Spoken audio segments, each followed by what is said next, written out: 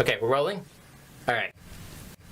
Hey everybody, thanks so much for tuning back into Weekend Showcase. We have a very special interview for you guys to check out today.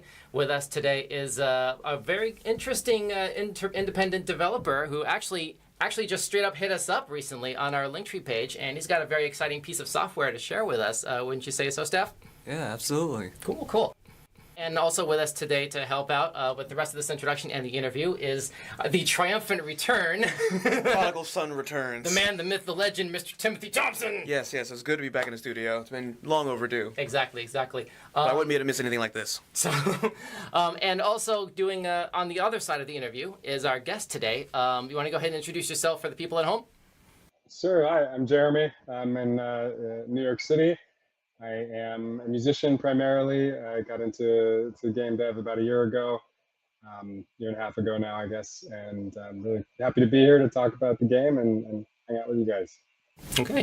Sweet. Awesome. Thanks so much for joining us today, Jeremy. And his game, once again, that he's here to promote is Grand Soul Story, which is now available on Steam. Tim, you want to go ahead and take it from here? Yeah, if you don't mind me just jumping right in. I'd like to know, what got you into gaming and what was your favorite game growing up? Yeah, I mean, I think my first gaming memory was playing Mario on the Nintendo, like original Nintendo. And yeah, since then it was just like kind of the perfect escape for the rest of my life. I just kind of fell in love since the beginning, I think. In terms of my favorite game, I think it changes over time, but this game was definitely inspired by the PlayStation era Final Fantasy games in terms of the type of narrative, some of the kind of wacky side content, some of the weirdness is definitely from that era of Final Fantasy.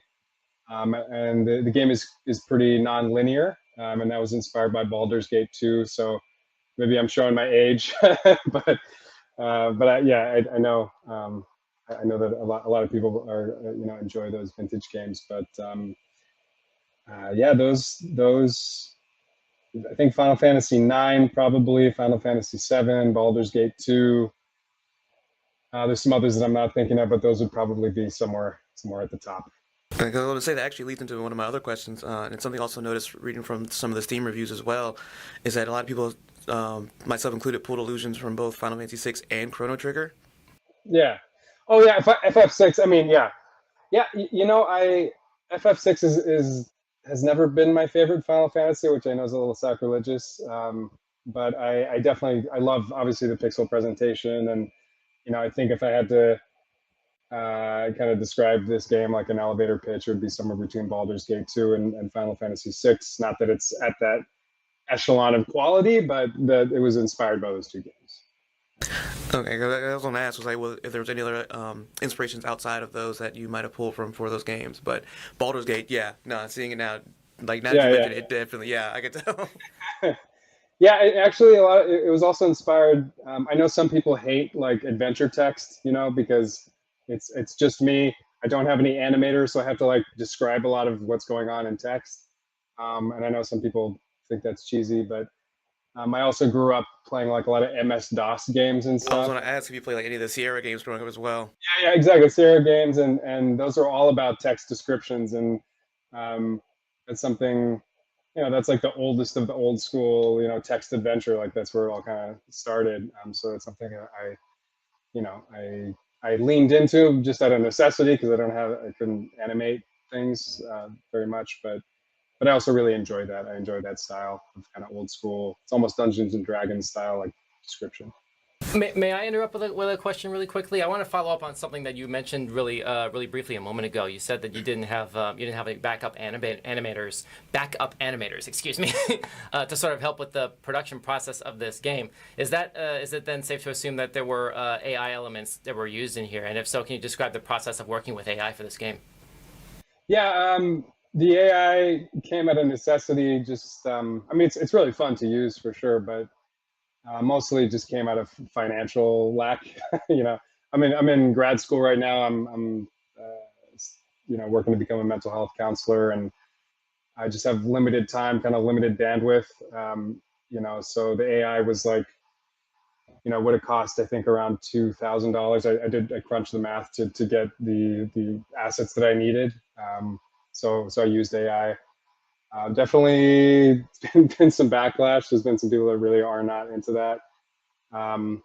But the process of it, it takes a long time. It's not like you just say create 80 enemy sprites and then it just gives. No, it's like every single one took like an hour probably to describe it the right way, to create it, and then to vectorize it and all that other stuff. So it took some work. But yeah, basically it was just it was the enemy battlers. It was the portraits of the characters in game and the pictures. So there's a mini game where you can take Polaroid pictures, and those were AI generated. One last question, and then I'll throw it back over to Tim. I promise.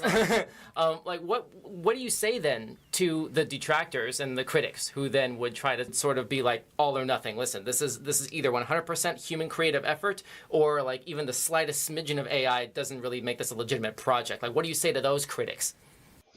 I mean, I think more of the major issue that I picked up on when I was talking to people was that there was like theft involved in the AI learning, so that they were using artists' art without their permission.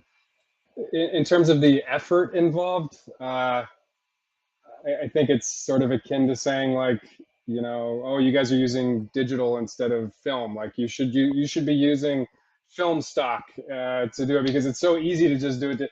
It's like human progress is based on simplifying and making things more and more efficient. So that's kind of how I see that. In terms of the amount of effort, like I put like thousands of hours into the game, into the writing.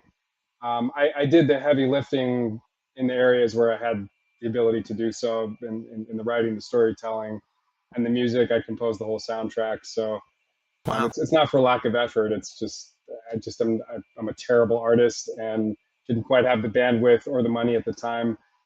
Obviously I would love to work with a pixel artist. I would love to pay somebody, but I just don't have it. I don't have the money for it. But yeah, it's not a black. I just don't see it as a black and white thing. It's like, yeah, it'd be better to have a person doing it, but there was a lot of effort put into it. I put my heart and soul into the game, and I don't think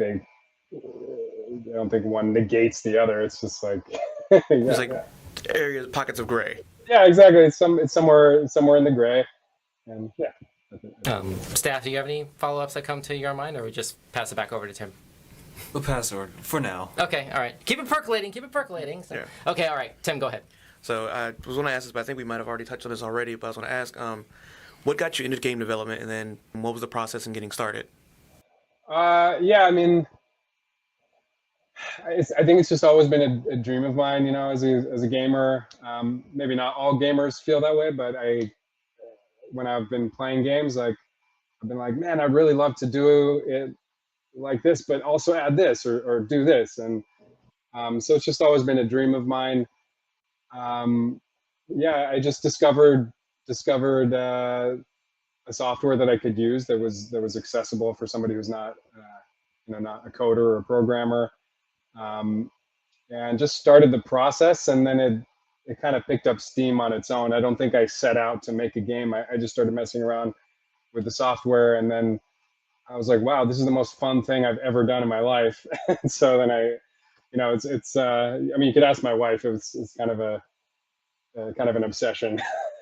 I get that, because there's definitely been points in time where I wanted to get game development myself. I had about 2 ideas written on paper. One of them I pretty much got to see turned into a game. I pretty much had the idea for Octopath Traveler before it came out. Careful. Can you prove that?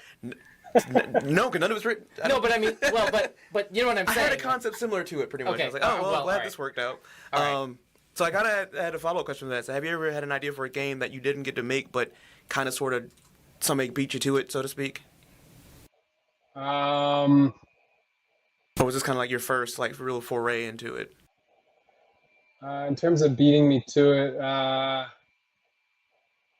I mean, obviously the game, there's borrowed mechanics from like Octopath Traveler 2. Like a lot of the combat system is essentially Octopath Traveler 2, plus a couple little bells and whistles. But It's a good combat system. yeah, it's just a great combat It's a good system. system. And I looked up online that you can't necessarily trademark like systems. So I'm like, Yeah. okay, I'll borrow some ideas because it works really well. I remember hearing some stuff like talking about when you have composers who sort of like overlap a little bit. Like, for example, Yeah. there are elements of. Did you see No Time to Die, Daniel Craig's last Bond film? Yeah, it's been a minute, but yeah. So that film came out in 21, tail end of 21, and they brought in Hans Zimmer to compose the music for that. And if you listen very carefully in certain sections, there are elements of Zimmer's previous works that you can hear throughout that soundtrack. For example, the section where in the beginning of the film, before the title sequence, when like when the car is like doing the smoke screen and spinning around and shooting everybody. There's a section of music that Hans plays during that he actually composed for the second Sherlock Holmes movie, the Robert Downey Jr. thing. The section where everybody's running through the forest. That same piece of music is played during the James Bond movie. It's really bizarre, but it speaks to like I guess what you're talking about here about how there are only so many chords in existence with which to compose. Also, it's like his own music. Like, of course I'm going to use my own stuff. Yes, but also don't forget, like that's a completely different franchise, a completely different IP owned by a completely different studio. Like Universal was the distributor for No Time to Die, not That's Warner. true. That's fair, too. So, Also, who's going to tell Hans Zimmerman no? Say again? Also, who's going to tell Hans Zimmerman no? Exactly. I don't know who's going to tell Hans Zimmerman no, but Hans Zimmer definitely no. No. I mean, Hans Zimmer, you know what I know mean. what you mean. I'm just messing with you. What made you decide on the name Grand Soul Story? It was originally Grand Soul Saga, and there's another game on Steam called Soul Saga, and the guy reached out to me and he was like, "Yo, this is too similar," and I had already like made a bunch of graphics and put the title everywhere, so it was kind of a pain in the ass. But I just wanted it to be, copacetic, so I changed the title to Grand Soul Story. It's Grand Soul Story because the Grand Soul is like one of kind of the it's not a character, but sort of this entity within the game. This concept, yeah. And so it's a story about the Grand Soul, and that's so it could have been saga, it could have been fantasy, it could have been story, and story was just that was the available one. But my wife likes story better than saga, so. I think it rolls off the tongue. It does roll the tongue a little bit better. Yeah. I like it. So if I may, really quickly, just without spoiling too much about the game, can you tell the audience like what is the Grand Soul that you're talking about here? It is a little bit of a spoiler, but there's basically actually it's very much a spoiler. I think you have to kind of get in. You kind of have to get in. But basically, It's worth it. I guess you could say the Grand Soul is kind of this this sort of infinite matrix of information. It's like the internet essentially within the game, but it's also a communication interface. It's Oh wow. it's this kind of connective technology, online network that is being used for nefarious purposes by the villain of the game. How far did you get into that game again? I know it's not beaten yet, but it's Not like beaten it's yet. a lot. There's a lot. There's a I lot read to into that it a little game. bit. There's a lot. I think in I this also kept game. running the side quests, which actually brings us to my next question. Okay. One of your don't want to spoil much, but one of your companions in the game has an addiction, and if you talk to her, you end up unlocking a side quest in which you can actually put her into rehab. So my question was, Spoiler alert. yeah, well, No. I didn't get that far yet, but my question was, now knowing that you are going to grad school for mental health, was that an influence on your story design for the game? Oh yeah, big time. Yeah, I'm not shy to disclose, but I'm in recovery myself. I've been clean and sober for 10 years, and Congratulations. yeah, thank you. And oh, nice. So yeah, it's kind of near and dear to me, and it's something that I wanted to explore in the game. It's kind of one of the themes of the game. And there's like a drug epidemic going on in this sort of city state, and there's a lot of people that are not doing too well, and so yeah, I came from personal experience, and I also work in a inpatient rehab with people that are pretty down and out, so it's kind of my daily experience working with folks that are struggling with substance use, and so I tried to do it justice. I tried to tell that story, what that looks like from my experience and from knowing a lot of people in recovery. And I wanted to do that particular story justice. The story of of falling, crashing and burning, but then the opportunity for redemption. And so I wanted to capture that in Elsie's story, who's the character. Yeah, because definitely I remember when I got to that point, I was like, I have got to ask him about this because this was good. Nice, I'm glad you like it. I can do this. It's like I feel obligated to help her now. See, that's funny. It's funny that you described that emotion in that way, because I remember like a few there were some side quests, and like I would even go so far as to lump Fallout in with this, where it's like where you get emotionally compelled into what? There's actually, you're right. There is one where there's get back to the microphone. Get back to the microphone. There's Can you- something like that in Fallout. In for, Fallout 4. for the audience, this is Zen, our cinematographer today. Basically, he's normally on camera, but we don't have another camera for him right now. But go ahead, Zen. Sorry. But yeah, like you were saying, I actually wanted to just build off of what you were saying and what you were saying. Yeah. Fallout 4 actually has something like that. It's not really. She was addicted. You couldn't really help her with her addiction. I'm trying to remember her name, but she was a fighter. She was in the. She was basically being used. Was she one of the ghouls? No, she's not a ghoul. Okay, She was never just a mind. human. Can't She, remember. and she was suffering from addiction, and to pay for like the stuff that she was getting for her addiction, she would fight in like basically in this ring, and you could get her out of there. Mm-hmm. But it doesn't end well. Oh. Yeah. Oh no. Well, yeah. Jeremy, do you play Fallout? Does this sound familiar? I'm sorry, that sounded like Kenny from South Park. I was like, what was Oh well, no. He was describing I guess was this a companion? Yeah, Or, it's a companion you can get in Fallout. Yeah. and was going through an addiction and sort of situation as well. This was a fighter kind of character, basically. But she never. You couldn't help her get over her addiction. It's the difference. Yeah, Okay. That's the difference. That's what I'm saying. Yeah, she ends up she goes back and then she ends up getting her face smashed in. Yeah, it was kind of sad. Sometimes side quests are just better than the main quest, man. Yeah. It just happens. Yeah. Which Fallout? Which Fallout was that? Fallout 4.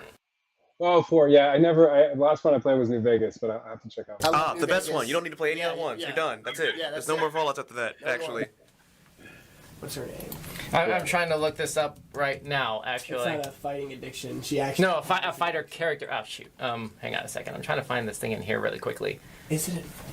Or is it Kate. 3? Kate. Yeah. Yeah. Oh, okay. That's her name.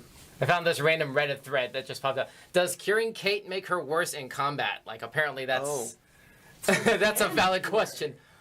So you could cure her. It didn't give me the option to. Oh, you might just be bad at talking. Probably. I have another follow-up that goes back towards Grand Soul, but I guess Tim, No, you're you good. have- You're good. Okay. Yeah. Jeremy, can you go through like what was the process like? How cooperative was Valve in sort of like developing this Yes, that's what I was gonna for ask. Good. for the Steam platform basically, and how conducive is this to installing and running on deck? Because I've been sort of like battling that internally, like as far as like how much like sort of like how much do I delete? Like is there going to be like DLC launch support to have to like make sure you have room on your hard drive for like how. Are you what should releasing people... a battle pass is what we're asking. No, don't give any ideas. No, I'm kidding. No. Any ideas? It's pretty awkward, actually.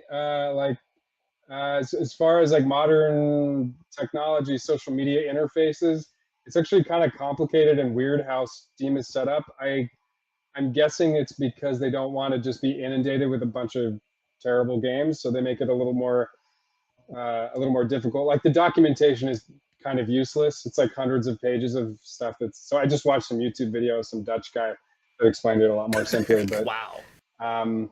yeah, I have a system down now, but I wouldn't say it's user friendly. Like maybe uploading your music to Spotify or something is a lot more user friendly. But Steam is, I wouldn't say it's particularly user, at least for me. But So then, with that answer in mind, like, does that mean that now that you have a system in place for how to deal with Valve and their distribution system, their content distribution system, does that mean that you'll be like doing more support for this game, DLC, like expansion stuff like that, or is Grand Soul a complete thing? And if it is, what's next for your company, Moonsoul Games?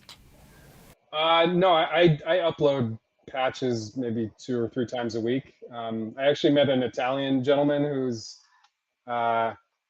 he's like the best attention to detail I've ever seen in my entire life. He So he's actually been playing through the game and giving me like, bug reports of really weird things that most people wouldn't do, but he's doing just to kind of make the game airtight. So I've been releasing patches constantly, and I'm going to keep doing that until the game is, as clean as it can be. In terms of DLC, no, there's not going to be DLC, but I'm working on the sequel right now, which I'm really excited about. That was my next question. Yeah, yeah. So I'm kind of knee deep in that, and working on the systems, and also trying to integrate the lessons that I learned from making the first game, because that was my first attempt at making a game. So I'm going to try to implement, So is this going to be like a direct sequel, or like a tonally similar sort of sequel, basically? Like, are there like other areas of like human behavior or psychology that you're looking to explore with this next game? Like, is this sort of like the through line of what fans can expect to see with games that you produce? Yeah. I think the through line would be that psychological emphasis, and I'm working on improving that. There's points in the first game where I feel like maybe I could have delved deeper into that, or done that a little bit better, or planned it better. Some of it was done retroactively. Like I was like, dang, this character needs a little more development, so I would kind of go back and add scenes and stuff. So I'm trying to plan it more this time, be a little bit more intentional about the character developments. But yeah, I think there's definitely, if whatever, there's a trademark of Moonsoul Games game, it would be kind of a non-linear focus a little bit. Definitely a focus on psychology, personal experience, facing inner demons, and music obviously is important as a musician. But I think those are the things that I would be the through line. Cool. Tim, I guess next question. Oh yeah, it kind of spilled into it. I was going to ask, yeah, if there were any other projects you're working on, or if not, any like dream projects you would like to work on. A dream project. Yeah, I mean, I think a dream project would be having some animators on board. But the thing is, I also really kind of enjoy simplicity of graphics. Might just be because of how I grew up gaming. I'm playing a game right now called Caves of Cud. Have you guys heard of that? Caves of Cud. Yeah, no, that's it. Is this another Steam game, or what platform? It's a Steam game, and it's kind of a hardcore roguelike game. Oh, and so when I first saw it, I was like, this looks terrible, because there's no animation. Like it's like an old school roguelike. I don't know if you've seen those games before, but like Rogue. Basically, there's like no animation. You just kind of move in these little grids. But something about the music and the lore and the world and the descriptions and the interactions is so intoxicating and so interesting. And actually, the simplicity of it allows my imagination to kind of go wild. And that might depend on when you grew up gaming, but I've found, at least the older that I've gotten, the less I've enjoyed like really high def graphics, just because it just leaves less to the imagination. And so I don't know if I'm being very articulate here, but I'm just finding myself enjoying more and more, something about a kind of a rudimentary presentation that emphasizes allowing the player's imagination to kind of fill in the blanks, and something. It almost sounds like you're responding to that question, or at least the intention and tone of the question, as an artist. Like really, like when you say about like it doesn't leave enough to the imagination, it's like, of course that's going to be a point of frustration. Of course that's going to be an emotional, psychological pressure point when you're trying to experience what this game has to offer in terms of world building, in terms of storytelling, and it does all of the articulating for you, such that you're not able to really sort of immerse yourself in a way that really is only conducive to an experience that this specific player, specifically you, would be able to extrapolate from this game. Yeah, exactly. It's the pleasure of a novel. I mean, I'm sure when people first saw movies, they were like, this doesn't compare to the movie theater in my mind when I read a novel. I've found myself kind of leaning towards games that emphasize that kind of immersion, where it's not all so. Obviously, I love games with great graphics. It's amazing, but Right. um, Final Fantasy VI, Final Fantasy VII is a lot more interesting to me than Final Fantasy 16, even though that looks like a freaking blockbuster movie happening before your eyes. It's incredible, but But I'm the same way. I've had plenty of fun with games that are like lower quality graphics, but like the gameplay was amazing, the story was amazing, the music was amazing over like some of the higher quality stuff we have now. So yeah, and then there's some people I think that are, uh, seeing the future. The future is indie, right? Indie games and the kind of the death of the AAA title, just because it's so expensive to make, and um, the next generation is going to be a lot more indie focused. And who knows with AI? Uh, I'm sure AI is just going to become more and more accepted. I can't imagine a future where like people look back on this time where people were sketchy about AI and be like, oh my god, is that's such backwards thinking. Like we use AI with everything now, exactly. So we're gonna see feel like that, it's gonna be that so shift in integrated. focus sooner or later. Brave new world, I guess, that we find ourselves in today. I think Steph had a thing, right? So, those who are starting out in game development, what advice would you give them to get started? Such as like YouTube or books? Like, what advice would you give somebody who's starting game development? In terms of like resources to check out, I mean, yeah, YouTube has everything you could possibly need. It just depends on how dedicated you are to learning whatever the program is. I would say my main advice, just as somebody who made a game, is just to release it, just to get something out in the world. I think it's easy to get caught in perfectionism, and for me, it was just like I poured my heart and soul into the game, but I knew it wasn't like some perfect product. I knew parts of it were a little janky, but getting it out in the world allowed me to get actual feedback so I could improve it. And I had the passion and the willingness to want to continue improving the game to make it the best it can be. It's not like I just released it and like, oh, whatever. So I had the desire to make it better. But that said, I think a lot of people probably get stuck in perfectionism. They have a game idea, they finish half of it. It's not good enough. It's not what I imagined. So screw it. I think you wounded Tim a little bit with that response. No, I'm I sorry. still have one other game idea. I still got one more left in me. They ain't got me yet. Release your game, Tim. Get it out there, man.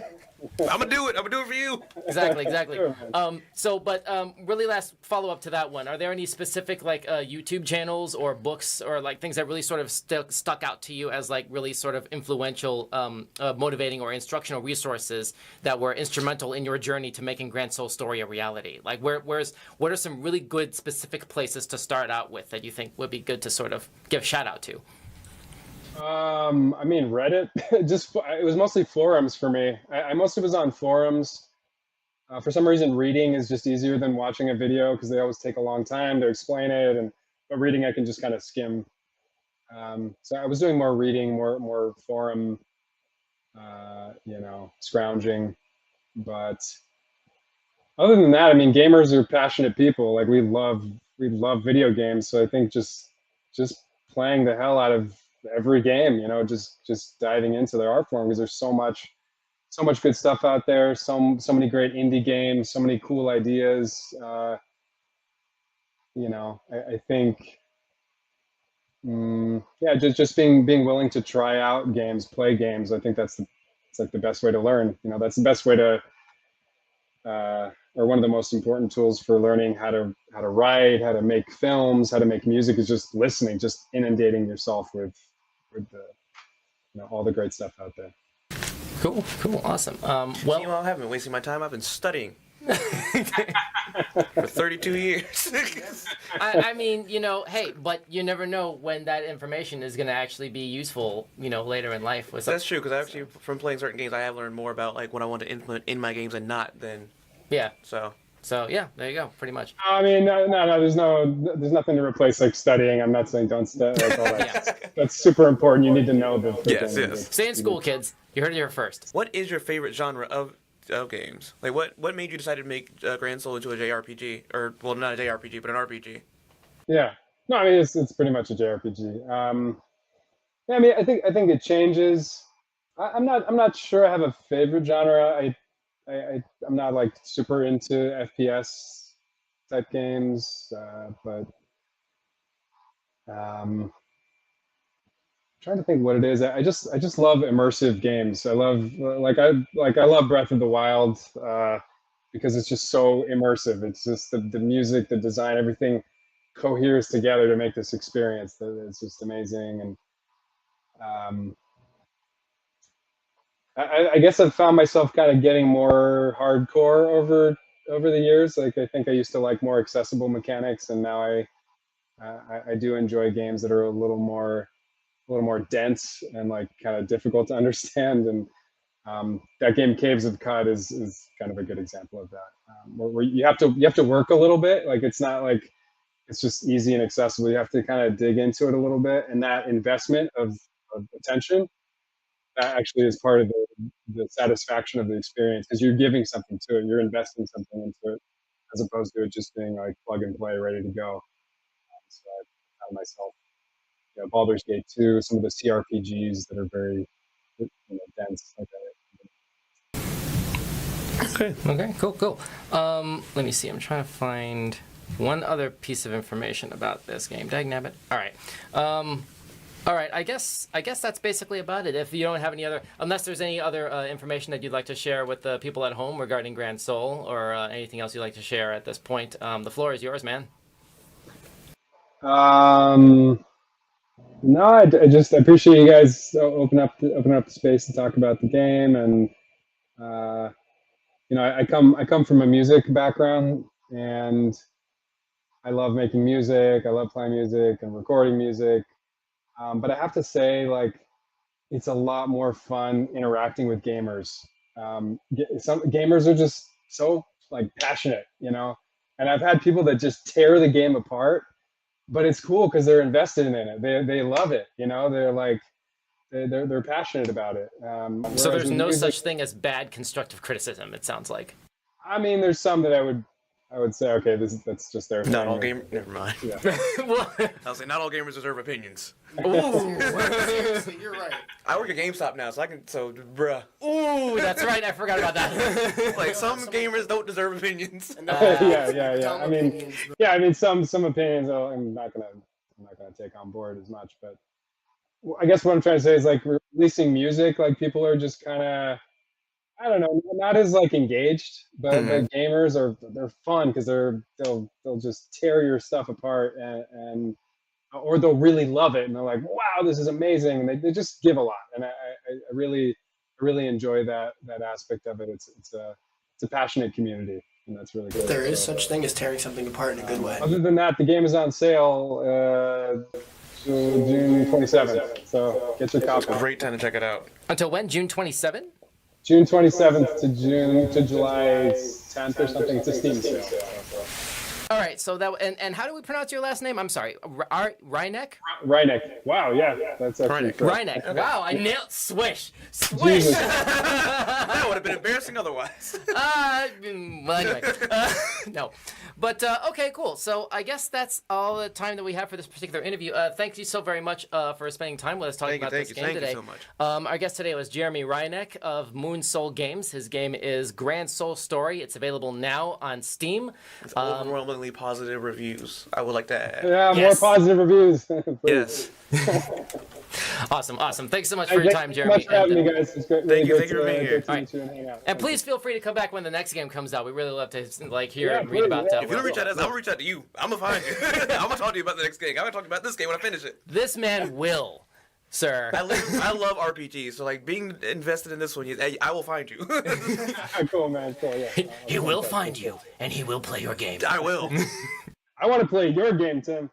Uh-oh. Oh man. See, now Yeah, that's man, something. come on. Here you have another dev, Right? like actually right in the straight up feels. daring you to finish your passion project, sir. Got you, man.